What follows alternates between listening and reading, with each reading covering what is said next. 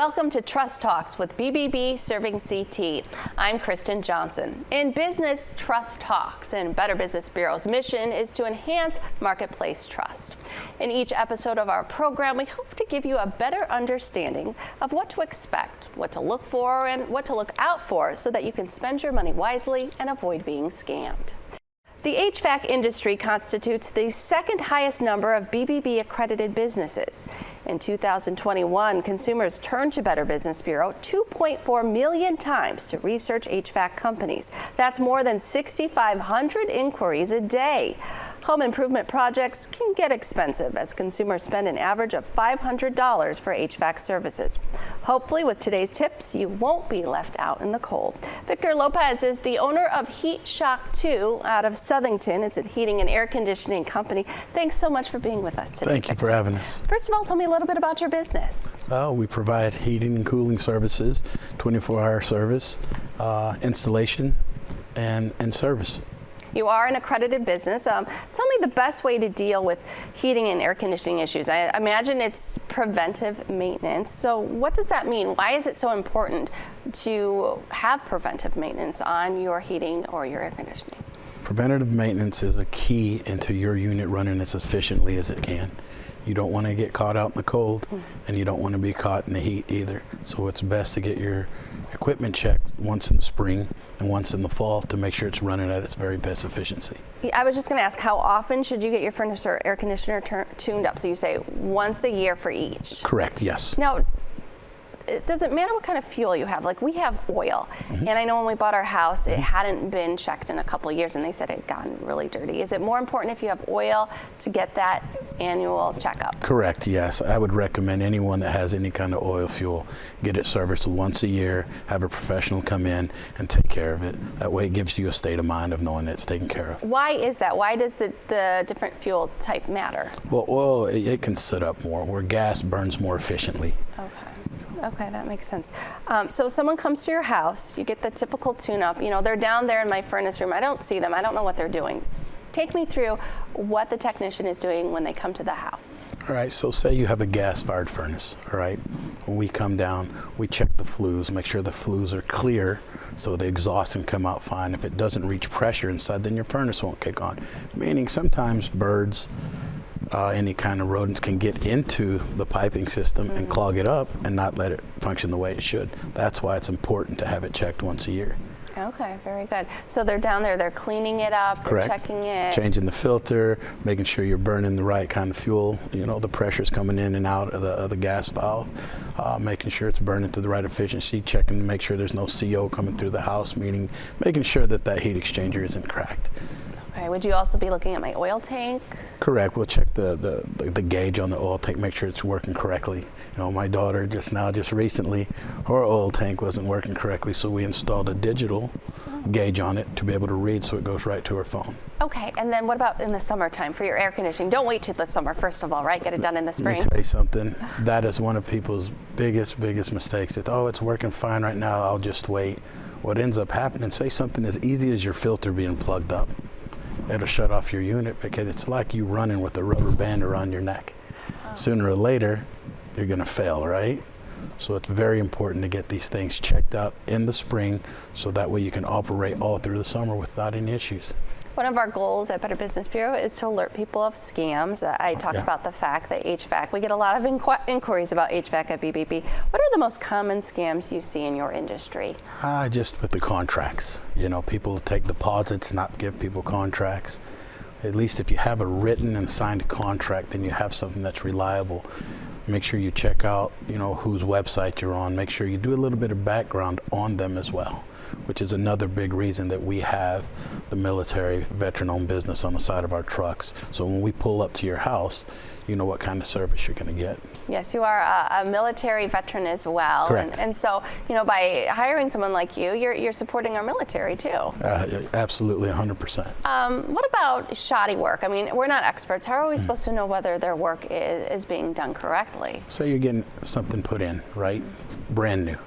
It's always good to have them pull a permit. That way the town inspector can come through, that's what they're there for, to ensure that not only is it put in correctly, but it's also safe for the homeowner. If someone contacts you out of the blue, knocks on your door, says, hey, I'm in the neighborhood doing some work, is that a red flag? Absolutely, 100%. Very rarely or seldom do you see any HVAC company going door to door, knocking, saying, hey, we're offering X, Y, Z. Never give them your money. It's something that I strongly would suggest that you do a little bit of background search into first. Any other tips that you have to avoid being scammed? It has a lot to do with, you can look on people's background. You can look on their websites, Google them, make sure that they are an accredited business. That's why the Better Business Bureau is such a good tool for homeowners, so they can go and look and go see the ratings, go see if there was complaints. And sometimes, not every company is perfect. You'll have complaints, but it's also on there a good tool for us as contractors to be able to defend those complaints and say, well, we installed this thing 4 years ago, they never maintained it, of course it failed. Yeah, at bbb.org, you can look up to see if they Correct. are a company. First of all, if they're accredited, what kind of reviews people have left, what kind of complaints, if there's a pattern of complaints. And Correct. like you said, it also gives the businesses an opportunity to defend themselves. 100%. And you can kind of read those. It's all public. Correct. What should you ask a heating and air conditioning company that you're considering hiring? What are the important questions to ask? How many years of experience do you have? How long have you been in business? And are you accredited through the Better Business Bureau? Are there any licensing requirements or Yes. professional credentials, organizations they should be a part of? Yes, most of the time, you should ask for, are you licensed, insured? Okay. There's a copy of their licenses. Usually on our contracts, it's already at the bottom. So when we do a contract, say we're replacing your air conditioner, we make up a contract. At the bottom, you'll see our name and our license number. Okay. What questions do you get asked the most? Oh, how long is this going to last? How long do we quit? And it just strictly depends on the installation of the equipment. If you have somebody just throwing it in and getting out, it's probably not going to last too long. So if you take your time and you install things correctly and you make sure that they're running correctly and you maintain them as recommended every year, your stuff should last for years. What question do you wish prospective customers asked you? That I wish that they asked me. Anything that comes up that very commonly that you're like, Well, what I wish they'd ask me is, hey, we've got other buildings. Would you be willing to do them? that's the commercial side That's of things, correct, right? yes. Because you do both. Do you have a busy season? Right now, spring, fall, winter, anytime. That's why you always need heating and you always need cooling. This is why, which was one of my major decisions that I came to when I chose my trade. You're never worried about the next job, huh? No. Everybody always needs heat, and everyone's always wanting cooling. So how long have you been accredited with BBB? Since 2016. And why was it important for you to get accredited? Well, when we were going through our bids, we take care of a lot of the housing authorities throughout the state, but we wanted to break more into the residential sector as well. Mm-hmm. And that's why I chose to be accredited through the BBB, so customers could look at reviews, could look us up and get a little more information on us instead of just taking a salesman's word for it. It's there for public knowledge. And what have you gotten out of accreditation since then? A lot of referrals. A lot of recognition, and it's stuff that really helps us. So HVAC is a $104 billion industry. You were just talking about the fact that you never really have to worry about work, but we did just come out of a pandemic where obviously supply chain issues, inflation. Are you being affected by all of that, or are you pretty much able to weather the economy right now? Because of course everyone always needs heat, right. They need air. Right, correct. So that, on that aspect of it, when we were all locked down for that year, okay, take in mind stuff was still breaking down. Right. And stuff still had to be maintained, because remember, this is indoor air quality and what was in the air. True. These viruses. So the industry was pretty good, and they came out with some pretty neat, units to go in your existing central air to eliminate all germs and viruses throughout your home.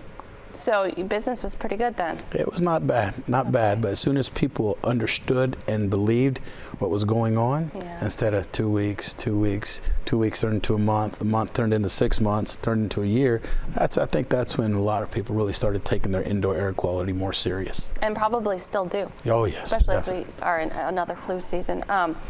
What about supply chain issues? Is that having any sort of impact? Yeah, it has. You know, we've got units that have been on back order.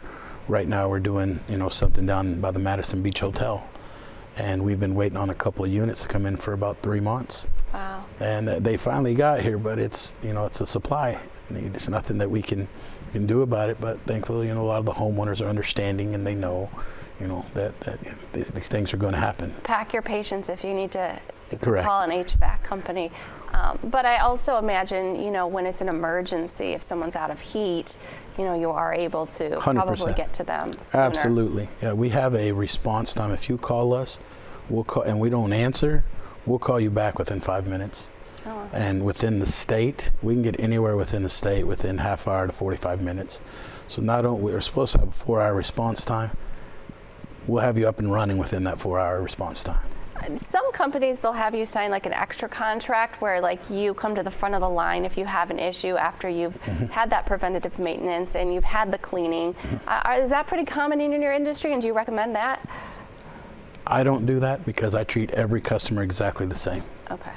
I don't put anybody above anybody else. To me, everybody's equal. So if you have no heat, I'll take care of you. Okay. If the contract customer has no heat, I'll take care of him as well.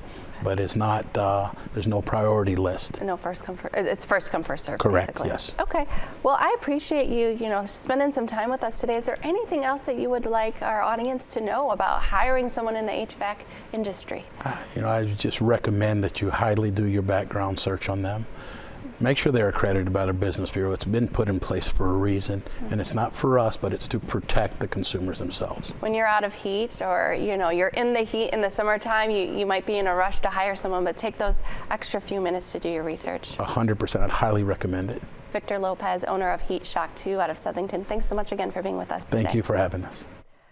Here are some other red flags to watch out for before hiring an HVAC contractor.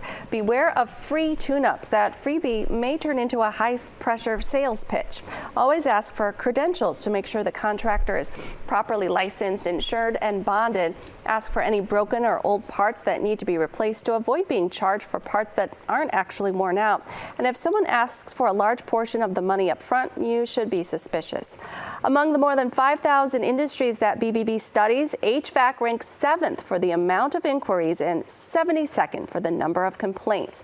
The complaint resolution rate for BBB accredited HVAC businesses is 100%. You can look up accredited HVAC companies, read the reviews, look for patterns of complaint. And if you've had a good experience with your local HVAC company, leave a positive review and help others as they do their own research. That does it for Trust Talks. Thanks for being with us. We'll see you next time.